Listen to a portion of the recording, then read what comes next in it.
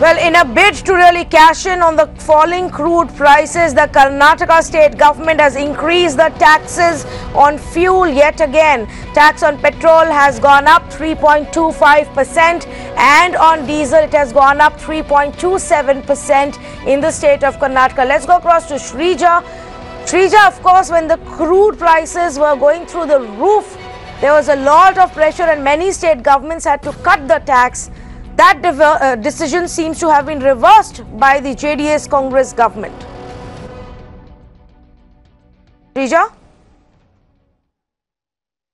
Well, clearly, Tanvi, in fact, we did see how, of course, the coalition government, the JDS and the Congress, it was just last year during the budget, they had increased by 2 rupees as far as the fuel price of both petrol and diesel are concerned. But now, once again, they have gone back on the same decision and revoked. Now, what does this really mean, especially for the consumers as far as the Karnataka is concerned? What we are hearing is that now, considering today's petrol price, in fact, stands it stands only at what we understand as 69.1 rupees per litre, but now it will be increased to 70.75 rupees is what we are understanding.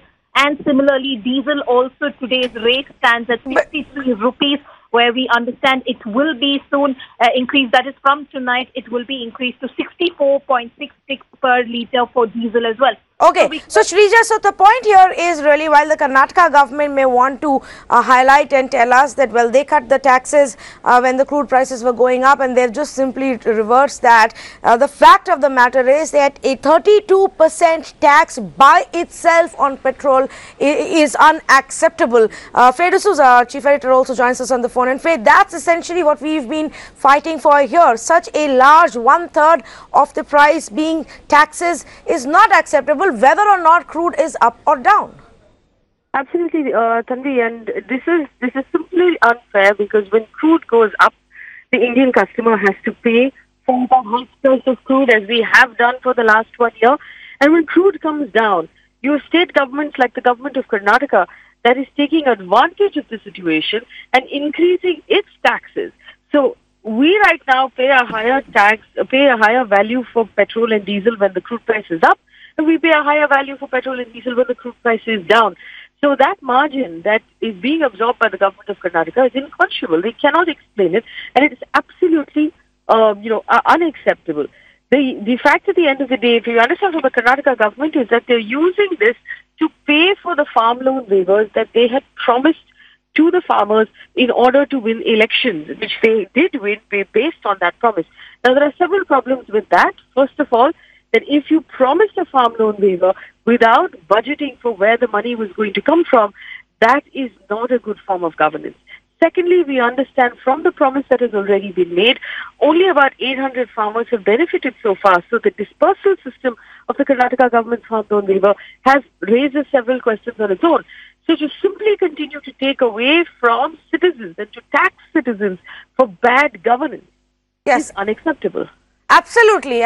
Fred D'Souza, thank you for speaking to us. Quickly getting a reaction from consumer activist Ravi Srivastava, who's also an oil and gas expert. Ravi, this is really unfair for the citizens, because when the crude price is going up, you any whiches have to pay a higher amount, because automatically the petrol and diesel prices go up. Now that the international crude prices have come down, rather than we getting some relief, we have governments like the Congress JDS government in Karnataka who've hiked the taxes. Let me first of all clarify to you that Karnataka government was the very first, when the prices were going up in the month of October 2018, they were the first to bring it down by ₹1 per litre. Now this increase of 3.25 percentile, they have done it now, increase in the diesel and petrol state local taxes has resulted into an increase of approximately ₹1.60 per litre on both the fuels. But the point is, I have far more greater culprit is the central government, because the crude prices have eased up by more than 40% from its peak on 4th of October 2018, when it had gone up to $84, $85 a barrel. It has come down to now $52 a barrel. More than 40% decrease is there, but still the central government is not passed on the benefit to the extent of even 20% to the consumer. So still the government of India, the central government, is profiteering on petrol and diesel both. Well, And the bigger the point same is, profit is also going into the pockets of the Karnataka government as well, Ravi, with the taxes that they levy, but they clearly seem to be wanting more. And I know you're right when you say that they did cut when the crude was going up, but also remember they hiked it after they came to power because they wanted this money for the farm loan waivers. Now, if they wanted this money for the farm loan waivers, they should have told that to the people before they made the promise of the farm loan waiver, before they won that election and when they were campaigning. But I take your point. Thank you for joining us. Fact of the matter is, at the end of the day, it is a common man that has to bear the brunt. And for all the grandstanding that the Congress party does about fuel price hikes, well, maybe they need to now turn around and look what is happening in their own state of Karnataka, where the taxes have significantly gone up on fuel. Thank you for joining us.